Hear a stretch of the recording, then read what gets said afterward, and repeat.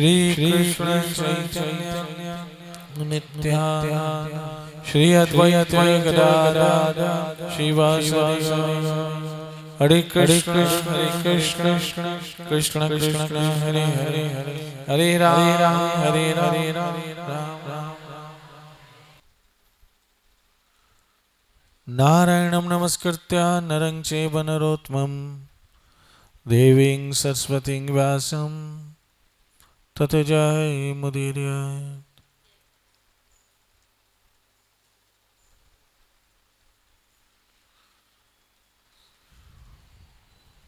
श्रीमद् भागवत की पवित्र कथा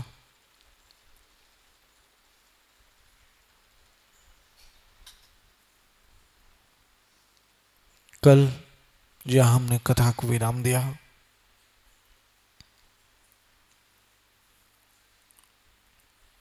वो कुछ इस प्रकार से हुआ कि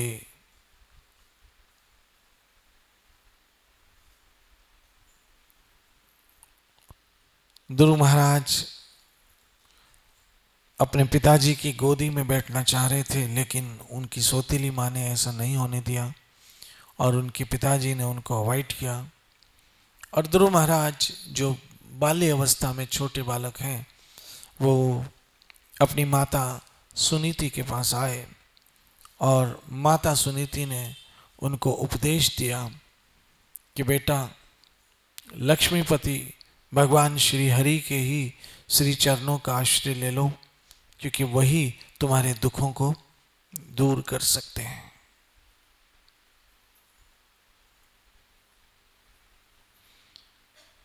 अपना चित्त भगवान पुरुषोत्तम में लगाओ और बाकी सारी चिंताओं को छोड़ दो। तेरे दुख को दूर करने वाला और कोई मुझे दिखाई नहीं देता है, इसलिए तुम श्री हरि की निरंतर श्री चरणों में जाओ और उन्हीं की शरण ले लो। आगे आज की कथा। मैत्र ऋषि कहते हैं, माता सुनीति जी के ये वचन जब सुने, जो अभिशिष्ट वस्तु की प्राप्ति का मार्ग दिखाने वाले थे। बहनों, माताओं, मित्रों, शास्त्रों में कहा है कि एक मां, एक पिता, एक पति, एक पत्नी, यह गुरु का धर्म बनता है कि वो अपने पीछे वालों को, जो उस पर डिपेंड करते हैं, उनको सही मार्ग पर चलाए। ये हमारा धर्म बनता है कि हम अपने बच्चों को बचपन ही से, आज मदर डे भी है, सब माताओं को प्रणाम, हम अपने बच्चों को ये बात भली भांति समझा दे कि तुम्हारा भला एकमात्र भगवान श्री कृष्ण की श्री चरणों का आश्रय लेने में ही है। संसार में जितने आगे बढ़े, जितनी प्रगति करे, जितने पढ़े लिखे, चाहे कितनी बड़ी डिग्रियां ले ले, चाहे कितना बड़ा धन अर्जित कर ले, लेकिन उनका आश्रय स्थान एकमात्र श्री हरि के श्री चरण ही है। ये एक मां का सबसे बड़ा कर्तव्य बनता है। अब मैत्र ऋषि ने कहा कि जो माता सुनीति ने शब्द कहे, वो वास्तविक सही मार्ग दर्शन कराने वाले हैं। अतः उन्हें सुनकर ध्रुव महाराज, जो ध्रुव महाराज को शब्द कहे, चित्त का समाधान किया। किसने? ध्रुव महाराज, कि मेरी मां जो कह रही है वो परम सत्य है। बहनों, हमें जब भी कोई समझाए और हमारे भले के लिए हो, तो उसे तुरंत ग्रहण कर लेना चाहिए। याद रखना, इंसान दो तरह से सही रास्ते पे आता है, या तो किसी संत के वचन से या फिर समय की ठोकर से। अगर हम किसी महापुरुष के वचन से सही मार्ग पर आ गए तो जीवन धन्य होगा, नहीं तो समय की ठोकर से तो सबको ही आना पड़ता है, लेकिन उस समय निकल चुका होता है। इसलिए यहां पर ध्रुव महाराज बहुत बुद्धिशाली हैं। आप सोचिए, स्वयं मनु के पोते हैं, कितने होंगे महान, और स्वयं ब्रह्मा जी के पड़पोते हैं। आप समझिए वो कितने बुद्धिशाली होंगे, हैं? ज्ञानियों के, भक्तों के कुल में जन्म लेना भी स्वयं में एक बहुत बड़ी बात होती है। किसी ज्ञानी के, किसी भक्त के, किसी वैष्णव के कुल में जन्म लेने वाला कोई साधारण व्यक्ति नहीं हो सकता। यह अलग बात है कि उसको अपने ज्ञान का, अपने स्वरूप का पता ना हो, लेकिन अगर हम व्यास आसन से देखें तो वो कोई साधारण व्यक्ति नहीं हो सकता। यहां पर ध्रुव महाराज तुरंत उस बात को समझ गए और अपने चित्त में जो उनकी कष्ट तकलीफ थी उसका समाधान किया।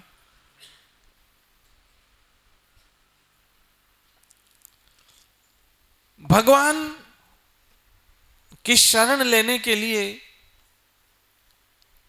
मां के मार्ग पर चलते हुए, दर्शन पे चलते हुए वो जंगल की तरफ निकल पड़े। क्यों? कि ऐसा लोग कहते थे कि जंगल में तपस्या करने से भगवान मिलते हैं। आप लोग कितने नसीब वाले हो पता है? आप लोगों को आज कलयुग में इतनी सहूलत हो गई है, इतनी सुविधा हो गई है कि आपको जंगल में जाने की जरूरत ही नहीं है। आपके घर बैठे सत्संग आ गई है। जंगल में संतों को ढूंढने की जरूरत नहीं है, आपके घर पे ही संत आ गए हैं। आप लोग कितने भाग्यशाली हो कि ना ग्रह त्याग की जरूरत पड़ी, ना कुछ छोड़ने की जरूरत पड़ी, बैठे बिठाए घर पे गंगा आ गई।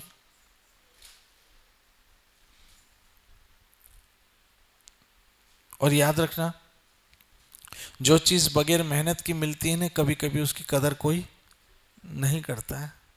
और हमें भी ये हरी कथा मिली है घर बैठे, इसलिए हो सकता है इसकी कदर ना हो, लेकिन ध्रुव महाराज को देखिए, निकल पड़े कहां पर? जंगलों में निकल पड़े, गहरे जंगल में निकल पड़े।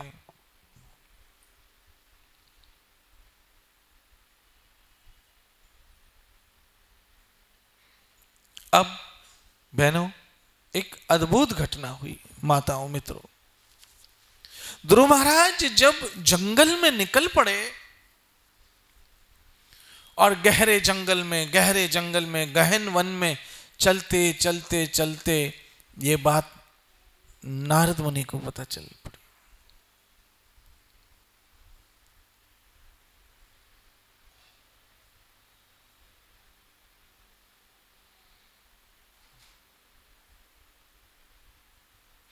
अब जब नारद मुनि को यह बात पता चली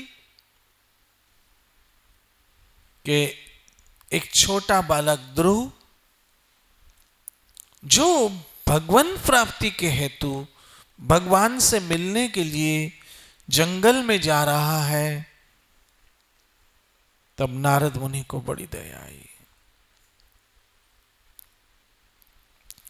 वो दिन हमारी जिंदगी का सबसे सुनहरा दिन था जब सतगुरु हमें मिले थे।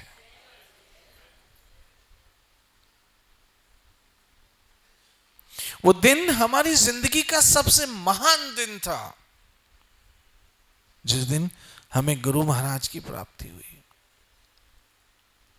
जिस दिन हमें गुरु सतगुरु की प्राप्ति हुई, उस दिन को हम कभी नहीं भूल पाएंगे। वो दिन हमारी जिंदगी का सर्वश्रेष्ठ और सबसे महानतम दिन होगा, क्योंकि उस दिन हमें वो व्यक्ति मिली जो हमारे जन्म मरण के बंधनों से छुड़वाने का साधन देने वाले हैं। अब यहां आप देखिए कि गहरा जंगल है, जंगल में जानवर भी बहुत होंगे, वैशी जानवर भी होंगे।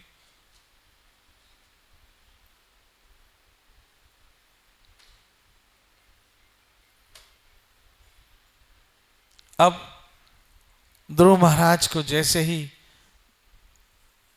नारद मुनि ने देखा, तुरंत ध्रुव महाराज के पास आए और आकर पाप को नाश करने वाला अपना हाथ ध्रुव महाराज के सर पे फेरा। बहनों, माताओं, मित्रों, जब सदगुरु हाथ सर पे रखते हैं तभी एहसास होता है कि कोई हमारा वारिस है, हमारे सर पे कोई। हम एक उदाहरण, आपने कहावत तो सुनी हो कि इसके सर पे कोई हाथ रखने वाला नहीं रहा, इसके सर पे कोई हाथ रखने वाला नहीं, अर्थात इसका कोई अब वाली वारिस नहीं रहा। जब सदगुरु का हाथ सर पे आता है तब लगता है कोई बहुत बड़ा शेल्टर हमारे सर पे है। मुझे एक फोटो हमेशा से मेरी जिंदगी का यादगार फोटो है, जब मेरे गुरुदेव ने मेरे सर पर हाथ रखा हुआ, और उस फोटो को रोज मैं देखता हूं, रोज देखता हूं, और देखकर एहसास होता है कि मैं लावारिस नहीं हूं, किसी का सर पे हाथ है।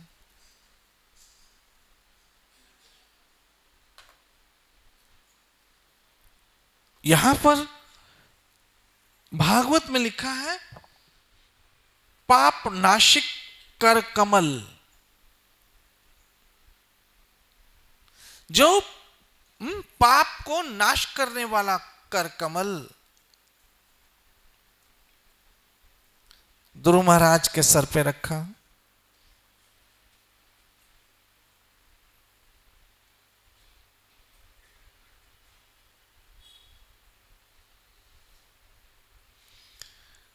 और कहने लगे, ओह,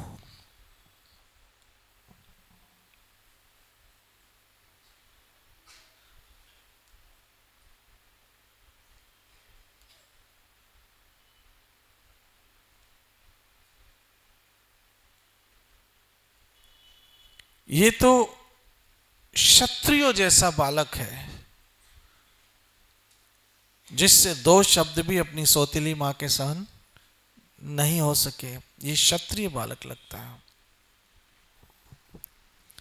मैं फिर कहता हूं, हमारे गुण हमारा परिचय देते हैं, हमारे कर्म हमारा परिचय देते हैं, याद रखना। हम कहां पैदा हुए ये महत्व बात नहीं रखती, इंपॉर्टेंट है कि हमारे गुण कैसे हैं,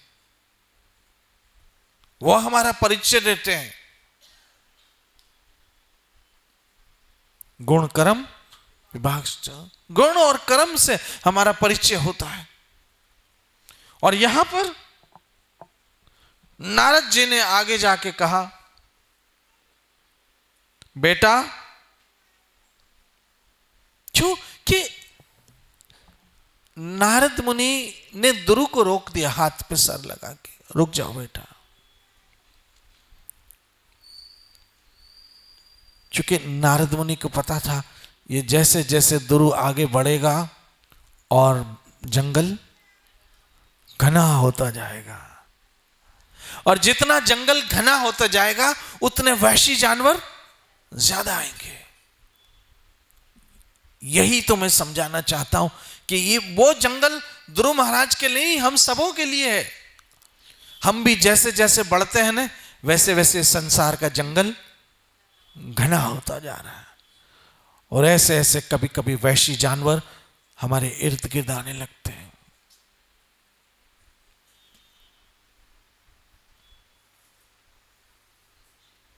मैं अपनी बेटियों से कहता हूं कि इस संसार के जंगल में रहो, बहुत सावधान से रहो, क्योंकि यहां बड़े भयंकर वहशी जानवर घूम रहे हैं। बड़े वहशी जानवर घूम रहे हैं, सावधान रहना।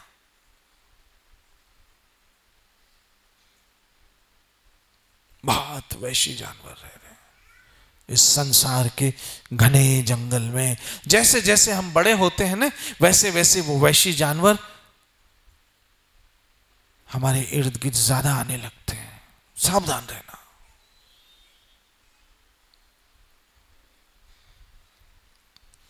सदगुरु को यह पता होता है कि रुक जाओ बेटा, अपने कदमों को रोक लो, रुक जाओ, मत बढ़ो आगे, और फंसोगे और फंसोगे और फंसोगे।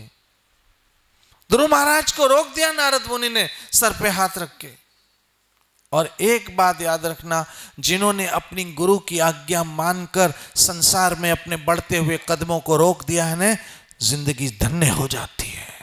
और जिन्होंने उनके वचनों को नहीं माना और आगे बढ़ते गए, एक दिन वो गहरे खड्डे में गिरते हैं।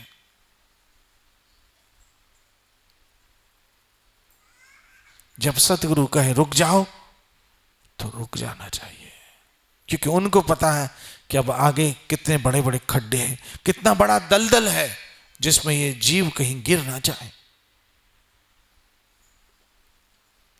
ध्रुव महाराज को रोका, सर पे हाथ फेरा अपना करुणामयी दया वाला, और नारद मुनि कहने लगे, बेटा अभी तुम बहुत छोटे बच्चे हो,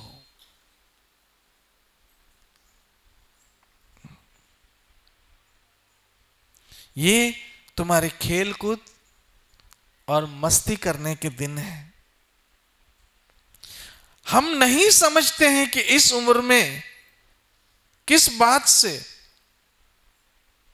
तुम्हारी ये जीवन में अपमान हुआ, बताओ मुझे, मैं उसका समाधान बताऊंगा। क्योंकि नारद मुनि भी आश्चर्य में पड़ गए कि ये छोटा बच्चा है, इसको ऐसा क्या दुख के घर को इसने त्याग दिया, मां बाप की गोदी को त्याग दिया और निकल पड़ा जंगल में। क्या दुख है इसको, बताओ बेटा क्या दुख है। एक बात बताऊं, अपना दुख यदि बताना है तो अपने सदगुरु को बताना, बाकी तो सब मजाक उड़ाने वाले हैं, बाकी तो सब मजाक उड़ाएंगे, उसको कभी सीरियस नहीं लेंगे। और कभी कभी तो लोग मन मन में खुश होते हैं कि अच्छा है, फंसे हैं, बहुत उछलते थे। याद रखना, सभी हमसे प्यार नहीं करते हैं। मुझे तो ऐसा लगता है कि हमसे प्यार कम लोग करते हैं और ईर्ष्या द्वेष ज्यादा लोग करते हैं। और जब हम दुखी होते हैं तो जो हमसे ईर्ष्या द्वेष करते हैं वो सबके सब खुश होते हैं। इसलिए अपने दुख बताना है तो ऐसे महापुरुषों को बताना जो उसको बांट सकते हो, नहीं तो किसी को जरूरत। तुलसी पर घर बैठ के, गोस्वामी तुलसीदास जी कह रहे हैं, तुलसी पर घर बैठकर दुखड़े ना गाए कोई, आप अपना ब्रह्म खुद खोइए, बांट सके ना कोई। ये जो बंद मुट्ठी है ना, वो भी खुल जाती है और होने वाला कुछ नहीं। इसलिए अब नारद मुनि पूछ रहे हैं, बेटा ऐसा क्या दुख है जो आपको इस छोटी सी उम्र में ग्रह को त्यागना पड़ा। ये उम्र तो आपके पढ़ने लिखने की है, खेलने कूदने की, और इस उम्र में कौन सा दुख आ गया है।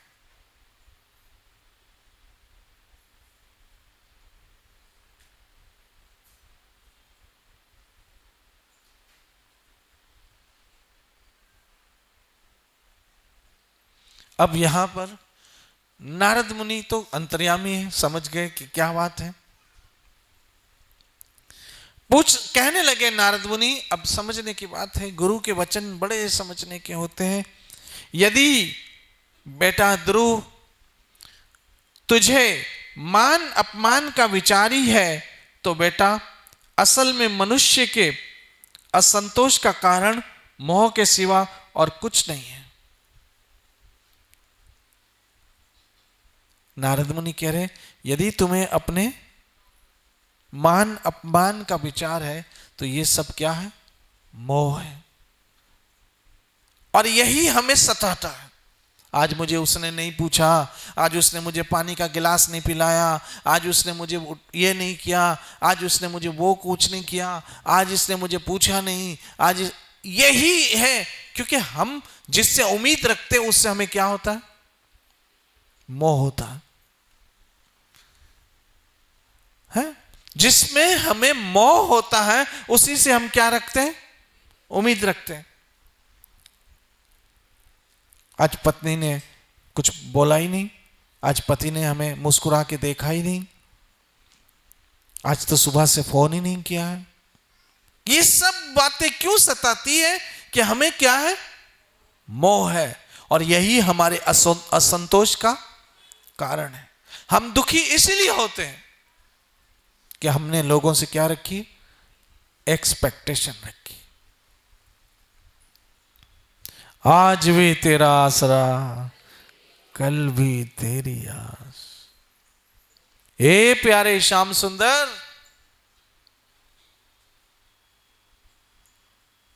हमारा सब कुछ आपसे जुड़ा है गोविंद। सुबह अगर बहू ने पांव नहीं छुए तो गुस्सा आ गया, वो गुस्सा शाम तक रहेगा। पानी का गिलास नहीं पूछा तो गुस्सा आ गया, वो गुस्सा शाम तक रहेगा। जब बेटा आएगा तो गुस्सा फूटेगा, फिर घर में झगड़े होंगे। फिर आज सुबह बहू ने नहीं पूछा, ये झगड़ा हुआ। अरे भाई, आपको कोई पूछे ना पूछे, आपका परमात्मा आपको पूछे काफी है। आपका भगवान आपके साथ, मुझे कोई पूछता नहीं है। यही तो हमारे दुख का कारण है। यही असंतोष, ये मैं नहीं कह रहा हूं, यहां पर नारद मुनि भागवत में समझा रहे हैं।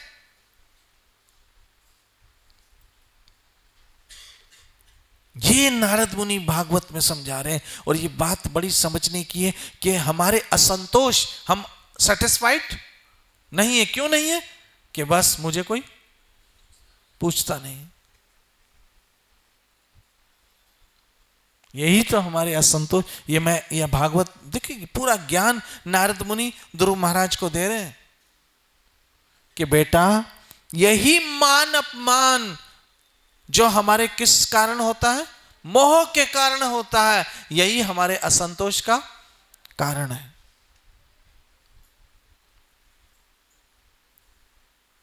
आपको किसी की मोहताजी क्यों हो भाई? आपको किसी की मोहताजी क्यों हो? अगर आपको किसी की मोहताजी हो तो एक श्याम सुंदर की हो। आपको कोई पूछे, नहीं पूछेगा तो आपको क्या होगा? दुख होगा। कोई पूछे ना पूछे, आप सबको पूछो,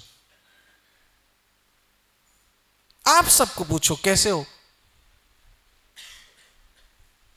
कभी कभी ऐसे होता है, कुछ लोग ऐसे बोलते हैं, सामने मिला तो भी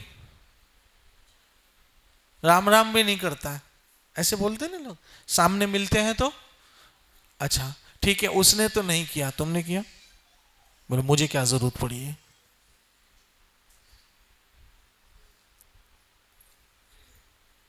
फिर सारा दिन हमारा मूड खराब। देखा, सामने मिले राम किया, सामने किए प्रणाम किया, सामने मिले हाय हेलो किया। आप इनिशिएटिव ले लो। अगर आपको इतना ही दुख है तो आप भी तो उसके बाप निकले, आप उससे कौन से कम हो? यही हमारे दुख का, असंतोष का कारण है। ये भागवत में नारद मुनि समझा रहे हैं। आगे चलते हैं। हे बेटा, नारद मुनि, ध्रुव महाराज। ये देखो समझाने वाला कौन है, बोलो ने। नारद मुनि कौन है? देव ऋषि, जो देवताओं का ऋषि है। देव ऋषि नारद मुनि समझा रहे हैं, और समझने वाला कौन है? भक्तराज ध्रुव महाराज। इनके संवाद को हल्के में मत लेना प्लीज। और कथा किसकी है? भागवत की है, ऑथेंटिटिव है, इसको हल्के में मत लेना। अब आगे नारद मुनि पूरा ज्ञान का निचोड़ समझा रहे हैं कि ये मान, ये अपमान, ये सम्मान,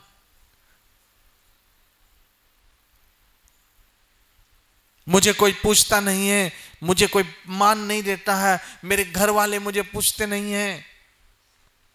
अधिकतर माताओं का यही रोना होता है, और जैसे जैसे उम्र बढ़ती है ये रोना ज्यादा बढ़ता है।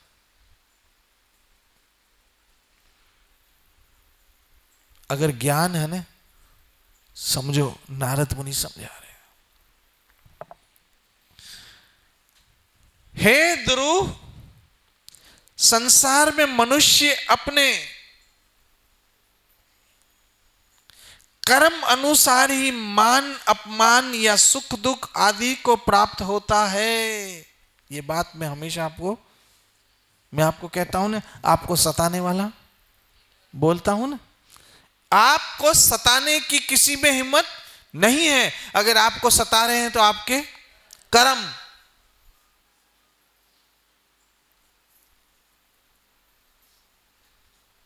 आप दूसरों को मत दोष दो, दोष देना है तो अपने को दो कि मेरे कर्म ही ऐसे होंगे जब ये जिंदड़ी मिली है।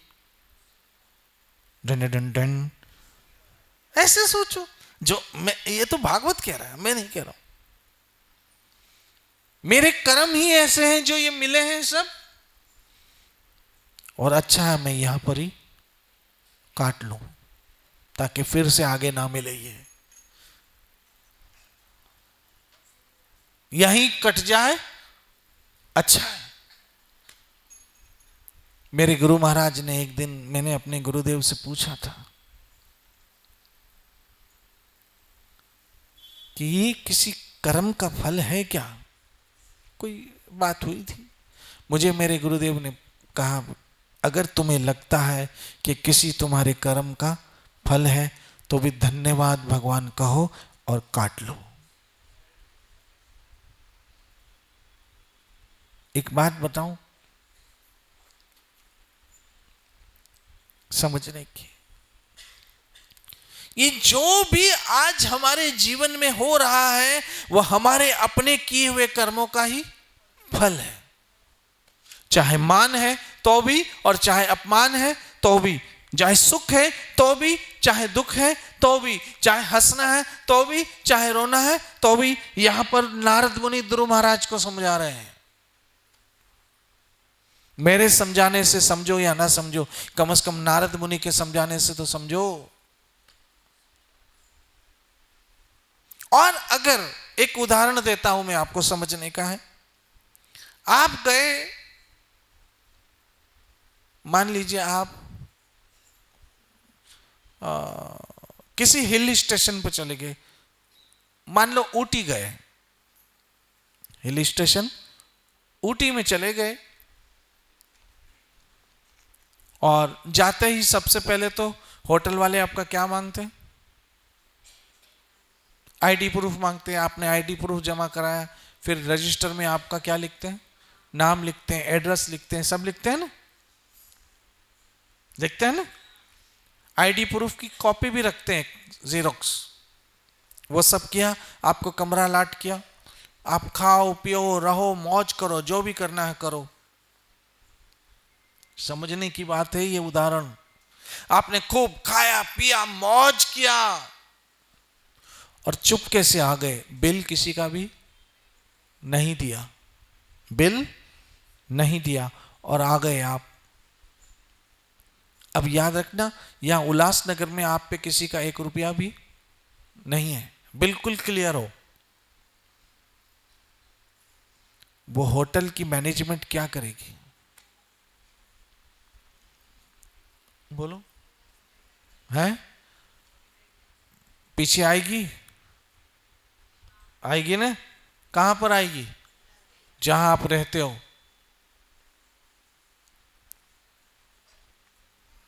क्यों ऐसा हुआ कि आपने वहां पर बिल नहीं चुकाया, इसलिए अब लेने आए। ऐसे ही पिछले जन्मों में जो जो हमने किया, आज वो सब बिल लेने आए हैं। और हम ऐसे बेवकूफ हैं जो बिल के बजाय दिल देते हैं और फिर रोते भी हैं। अगर बेवफा हमको मालूम होता, खुदा की कसम हम मोहब्बत न करते। अब क्या है? ये सब बिल लेने आए। अब आपको पता चला उल्लासनगर में क्या लेने आए हैं? बिल लेने आए हैं। आप भाग गए, क्या करेंगे? वो फिर से पीछा करेंगे, वो छोड़ेंगे नहीं। ज्यादा भागोगे तो पुलिस में कंप्लेन करेंगे, लेकिन छोड़ेंगे नहीं, लेंगे। इसी तरह से इस जन्म से भागे उस जन्म में, उस जन्म से भागे इस जन्म में, उस जन्म से भागे इस जन्म में, अपना हिसाब कर्म का होगा ही। इसलिए अगर इस जन्म में हिसाब किताब हो रहा है तो ये भगवान की मेहरबानी है। धन्यवाद भगवान, और अपना हिसाब किताब चुकता कर लो। और उस कर्म काटने में आपका जो सबसे बड़ा साथ देगा वो सत्संग होगी। अब देखो आगे आगे क्या हो रहा है। वो साथ आपको कौन देगा? सत्संग होगी, देगी, जो आपको शक्ति देगी। जिस तरह से अब वो आ गए बिल लेने के लिए, आप भाग रहे हो, कोई प्यारा मिला, भाई क्यों भाग रहे हो? बोला एक गड़बड़ हो गई। क्या? बोला बिल नहीं दिया था। अब बोला मेरे पास तो नहीं है। ले तू ले, दे दे, तेरी जान छुड़वा ले। ऐसे गुरु महाराज आते हैं, ये कर लो और अपने कर्म भोग लो और जान छुड़वा दो, ताकि दूसरा जन्म न लेना पड़े। ये हरि कथा हमारी सपोर्ट करती है। पहली बात तो समझ लो, जैसे कोई हमारा प्यारा मिला और कहा तू नहीं भर सकता, ले ले ले, और इनसे तू जान छुड़ा। ऐसे ये भजन हमारे कर्म से जान छुड़ाता है। हरे कृष्णा हरे हरे, हरे राम हरे राम। ये भजन हमारे कर्म से हमारी जान छुड़वाता है। सूली की सजा को, जिस तरह से एक उदाहरण फिर देता हूं। कभी कुछ ऐसा होता है कि हमने किसी का कर्जा लिया है, मान लो 5 लाख लिया है, लेकिन अब हम भर नहीं पा रहे हैं और वो कर्जे वाले भी आ गए। तो कोई सज्जन व्यक्ति बीच में आती है और सेटलमेंट करती है। सुना है नाम जी? सेटलमेंट का सुना है ना? फिर कहते हैं अच्छा तू कितना दे सकता है बता। ऐसे अपने तो होते हैं ना बहुत सारे सेटलमेंट। क्यों अपने सुशील भैया, आपने सुने होंगे बहुत सारे सेटलमेंट तो होते होंगे। तू कितना दे सकता है? बोला रुपये का मैं है 4 आने दूंगा। ऐसे होता है। वो सज्जन व्यक्ति कहता चल भाई तू 4 आने पे अपना काम चला ले, और वो अगला भी संतुष्ट हो जाता है, चल भाई सेटलमेंट इनकी। ऐसे ये जो सत्संग है कर्मों से हमारी सेटलमेंट कराती। ये जो भजन है गुरु का दिया हुआ हमारी सेटलमेंट कराती, कि जो सूली की सजा होती है वो कांटे पे सेटलमेंट हो जाती है। फिर वो कहता यार आपने 4 आने तो करवाए लेकिन वो भी मेरे पास नहीं, अब मैं क्या करूं? बोल चल मैं देता हूं। तो भगवान का नाम हरे कृष्ण कृष्ण कृष्ण हरे हरे, हरे राम राम राम हरे। ये कांटे की सजा का सेटलमेंट, ओ